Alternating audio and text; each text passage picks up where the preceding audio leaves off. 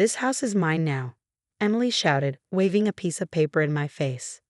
"Dad promised it to me before he died. Here's the proof." Her smug smile made me angry, but I stayed calm. "My name is Olivia, and I'm 35 years old. I never thought I'd have to fight for my own home, especially against family. This house was a beautiful Victorian-style home where my father-in-law, George, had lived for 40 years. He passed away 3 months ago, and things have been peaceful until today." Emily walked around my living room, running her hands over the furniture I had carefully restored. "You need to pack up and leave by the weekend," she said. "I'm meeting with a realtor on Monday." I almost laughed at how bold she was. This house had been my home for 10 years. My husband James and I had put our hearts into fixing it up, keeping its old charm while making it comfortable. George had lived here with us for the last 5 years, and we had cared for him through his illness. "Emily," I said calmly, "I think you should sit down." She spun around, her fancy purse swinging. "Don't treat me like a child, Olivia. Look." She shoved the paper toward me again. "Dad wrote this before he died. He wanted me to have the house." I looked at the note. It was written in shaky handwriting and only said, "Emily, I want you to have the house." No signature, no details, just those few words. "Where did you find this?" I asked. "In Dad's study last week, when I was helping you clean," she said, making air quotes. In reality, she had come over uninvited and gone through George's things while I was at work. At that moment, James walked in. He stopped when he saw his sister standing there, looking angry. "Emily, what's going on?" "I'm taking what's mine," she said. "Dad left me the house. I have proof." She waved the note at him. James looked at me, confused. I gave him a small nod, and he understood. We had expected this. "Emily," he started. "That's not—" "Don't try to stop me," she snapped. "You always side with Olivia. But this time, I have proof. Dad wanted me to have this house, and I'm selling it." I walked over to an old desk in the corner, one of George's favorite pieces. I pulled out a thick envelope from a hidden compartment. "Funny you mentioned proof," I said. Emily rolled her eyes. "Whatever you have doesn't matter. Dad's words are clear." "Are you sure?" I asked, taking out some documents, "because here is the official property deed. George transferred the house to James and me 5 years ago, when we took out a mortgage to renovate it for his care. We've also been paying the property taxes and insurance since then." Emily's face turned pale, but she quickly recovered. "That doesn't matter. Dad changed his mind. This note proves it." I laid out more papers. "This is a notarized statement from your father, written 3 months before he passed, when he was still thinking clearly. It says he wanted James and me to keep the house as a family home. He knew we were the ones taking care of him." Emily's hands shook. "No, that can't be true. He wouldn't." "There's more," I said quietly. "Here are records of all the work we've done on the house. And here are records showing how many times you refused to help with his care or medical costs." Emily's face turned completely white. She sat down, her dress wrinkling. But the note." James stepped forward, his voice firm but gentle.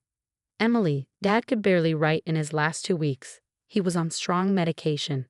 This note doesn't override the legal documents he signed when he was well." Her lip trembled, but then her eyes hardened. "You manipulated him," she snapped. "You turned him against me while I was working in New York." "No, Emily," I said softly. "We were here. We took him to the doctor. We changed the house for his wheelchair. We played chess with him and listened to his stories. Where were you?" She jumped up, grabbing her purse. "This isn't over," she shouted. "I'll get a lawyer. You'll see." She stormed out, slamming the door. James and I exchanged a look. We both knew she wouldn't give up easily. I carefully put the papers back in the envelope. "Do you think she'll really get a lawyer?" I asked. James sighed. "Probably, but we have everything in order, thanks to you." I nodded, remembering George's warnings. "Your sister might try to take the house," he had told us. "She always feels like she deserves more." That's why he had made sure everything was legally transferred to us. I looked around the living room, the floors we had restored, the old molding, the family pictures on the walls. This wasn't just a house. It was our home, full of love and memories. Emily had a note, but we had something stronger: the truth, the law, and years of care for George. Still, as I watched the sunset through the stained glass windows, I had a feeling this fight wasn't over. Emily didn't waste any time. Within days, letters from her lawyer started arriving, demanding documents and threatening legal action. But what happened next shocked us. One afternoon, I came home from work and found a real estate agent walking through our house, measuring things. Emily stood in the hallway, smiling smugly. "What's going on?" I asked, dropping my bag. "Just getting the house assessed," Emily said sweetly. "My lawyer says we need to know its market value before the case moves forward." The real estate agent looked uneasy. "I didn't know there was a dispute over ownership," she said, glancing between us. "There isn't," I said firmly. "This is private property and you're trespassing. You need to leave." Emily's smile faded. "Don't be difficult, Olivia. This will go smoother if you just cooperate." I pulled out my phone. "You have 2 minutes to leave before I call the police." "How did you even get in?" Emily held up a key, Dad's spare. "Found it in his study when I was helping clean up." The real estate agent quickly packed up her things and hurried out, apologizing. Emily, however, didn't move. "You can't keep denying me what's mine," she said angrily. "I know Dad wanted me to have this house. You and James tricked him when he was weak."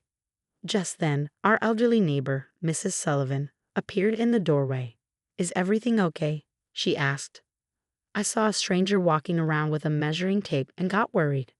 "Everything's fine," I assured her.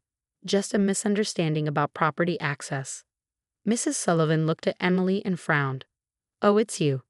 You know, I was just thinking about your father. Such a shame how little you visited him in his last years." Emily's face turned red. "I was busy with my career. Not everyone has time to play nurse." Mrs. Sullivan's voice turned cold. "No, but most people make time for their dying father.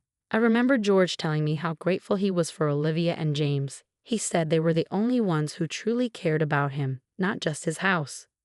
Emily grabbed her purse and stormed out. "You'll be hearing from my lawyer," she yelled as she left. After she was gone, Mrs. Sullivan turned to me. "I have something for you. I've been holding onto it for the right time." She pulled an envelope from her pocket.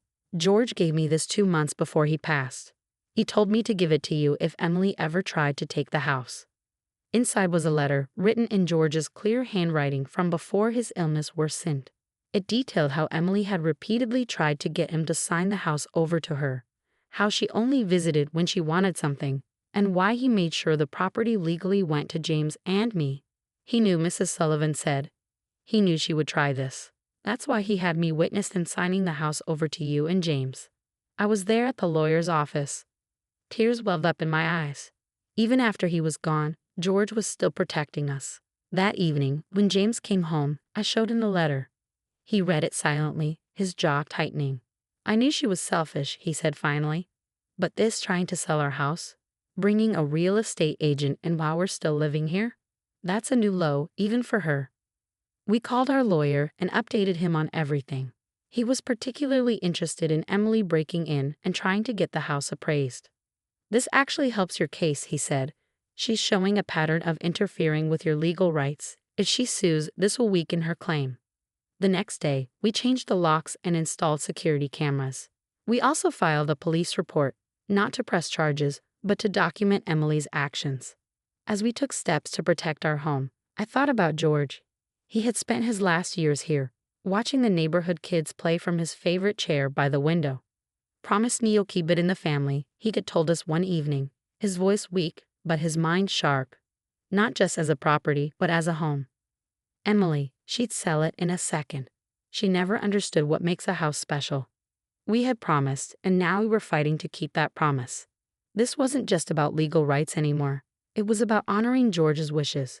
That night, as James and I sat on the porch swing George had built years ago, both our phones buzzed with messages from Emily. She demanded a family meeting, claiming she had undeniable proof that the house was hers. "Should we go?" James asked, sounding exhausted. I squeezed his hand. "Yes, let's hear her out. But this time, we'll be ready with proof of our own."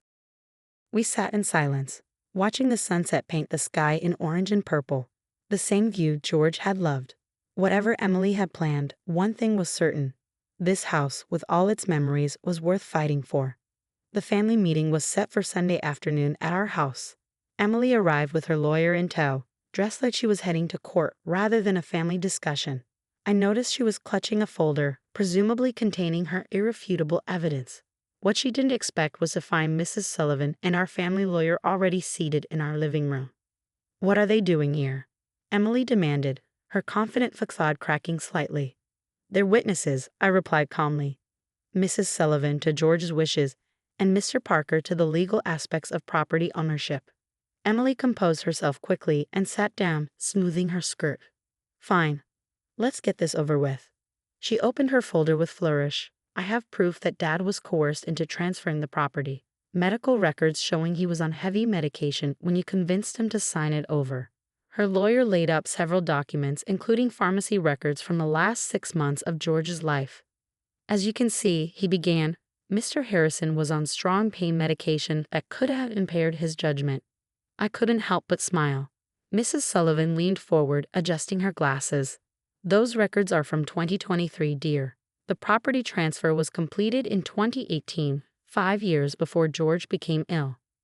Emily's lawyer frowned, quickly reviewing the dates. Her case was unraveling before it began. But the note," Emily sputtered. "He wrote that he wanted me to have the house." Mr. Parker, our lawyer, cleared his throat. "Yes, about that note. We had it analyzed by a handwriting expert." He produced a report. "The writing shows signs of severe impairment, consistent with someone on heavy medication. Moreover, it's not legally binding and doesn't override the properly executed property transfer from 5 years prior." Emily's face reddened. "This isn't fair. I'm his daughter. I deserve." "What exactly do you deserve, Emily?" James interrupted, his voice uncharacteristically hard. "The house you never helped maintain, the home where others cared for our father while you were too busy to visit." Mrs. Sullivan pulled out George's letter, the one she'd been keeping. "Perhaps we should read what your father really thought." As she read George's words aloud, detailing Emily's neglect and attempts to acquire the house, tears formed in Emily's eyes, not of sadness, but of rage. "You all planned this," she accused. "You turned Dad against me."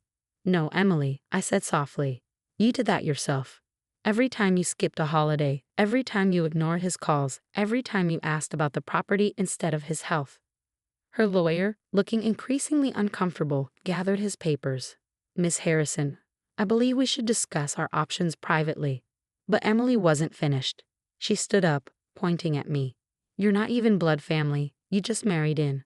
This house should stay with real family." "Family isn't about blood, Emily," Mrs. Sullivan interjected. "It's about who shows up, who cares, who makes a house a home." George understood that. Emily stormed out, her lawyer trailing behind. The slam of the door echoed through the house. The same sound we'd heard countless times during her teenage tantrums years ago. In the following weeks, we received notice that Emily had dropped her claim to the house. Her lawyer's letter included a formal apology for the unauthorized entry and attempted property assessment. We later heard through family friends that she'd taken a job offer in California, as far from the house and its memories as she could get. James and I spent that summer restoring George's garden, the one he'd tended so carefully. We planted his favorite roses and set up the bird feeders he'd loved to watch. One evening, as we sat on the porch swing, Mrs. Sullivan joined us with a photo album we'd never seen before. "George gave me this too," she said. "Pictures of this house through the years, the children growing up, the family gatherings, the quiet moments. He wanted you to have it, to remember why he chose you to continue its story." As we flipped through the pages, we saw the house through George's eyes, not as property to be claimed, but as a home where life happened, where memories were made, where love grew. The final page held a note in George's handwriting, dated just before the property transfer, to James and Olivia. "You've made this house a home again. Thank you for giving me peace in knowing its future is in the right hands." We still get Christmas cards from Emily, impersonal and signed with just her name.